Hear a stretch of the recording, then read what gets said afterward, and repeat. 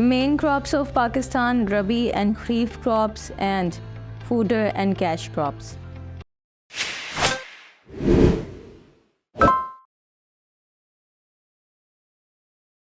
Assalamualaikum students, I welcome you all on the platform of Digital Academic provided by Moonlight International Publishers. आज students हम discuss करेंगे crops of Pakistan की अहम फसलें, किस तरह इनको डिवाइड किया गया है मौसमों के एतबार से और किस तरह यूजेज के एतबार से इनको डिवाइड किया गया है।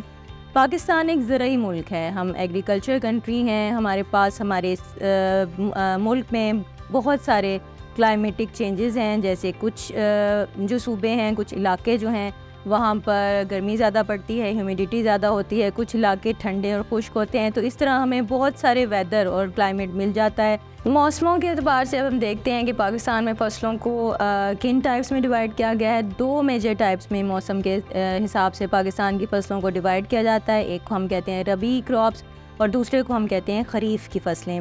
रबी की फ़सलें क्या हैं? ये वो वाली फ़सलें हैं जिनको सर्दियों के सीज़न में काश्त किया जाता है। ये सीज़न स्टार्ट होता है अक्टूबर नवंबर से और चलता है मई अप्रैल तक। इनको यानी कि शुरू में बोया जाता है और मई अप्रैल में इनको कट कर लिया जाता है इन फसलों को। इन फसलों में क्या क्या शामिल है, कौन सी चीज़ें बोई जाती हैं और काटी जाती हैं विंटर सीज़न में?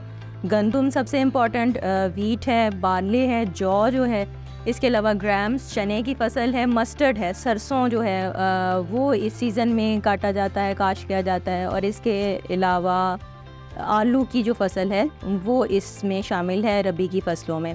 अगर हम खरीफ की फ़सलों की बात करते हैं तो ये वो फसलें हैं जो समर्स में या मॉनसून सीज़न में काश्त की जाती हैं।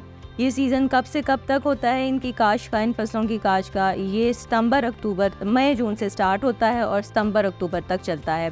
यानी कि इस दौरान में इन फसलों को बोया जाता है और इनको फिर कट करके इस्तेमाल में लाया जाता है।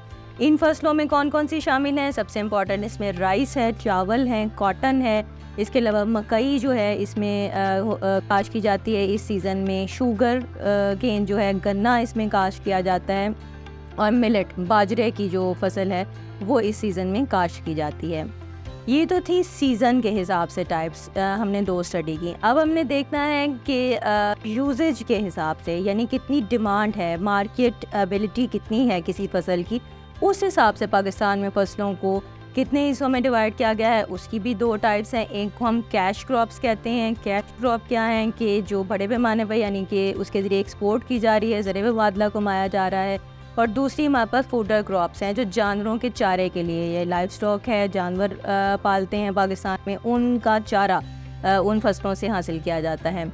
अगर हम कैश क्रॉप्स की बात करें तो ये वो फसलें हैं जो बड़े पैमाने पर पाकिस्तान में काश्त की जाती हैं। इनमें शामिल हैं कॉटन शामिल है, राइस शामिल है, इसमें चावल और कपास की जो फसल है इसको बाहर के मुल्कों में एक्सपोर्ट करके पैसा कमाया जाता है। इसके अलावा टी, टोबैको, चाय और तंबाकू की जो फसल है वो भी पाकिस्तान की अहम एक्सपोर्ट की फसलें हैं। और इसके अलावा बहुत सारे सीड्स ऐसे हैं जिनसे ऑयल निकाला जाता है, जैसे सनफ्लावर का आपने सुना होगा कि वो ऑयल हम आम कुकिंग में भी इस्तेमाल करते हैं। सोयाबीन्स जो हैं उनसे ऑयल बनाया जाता है।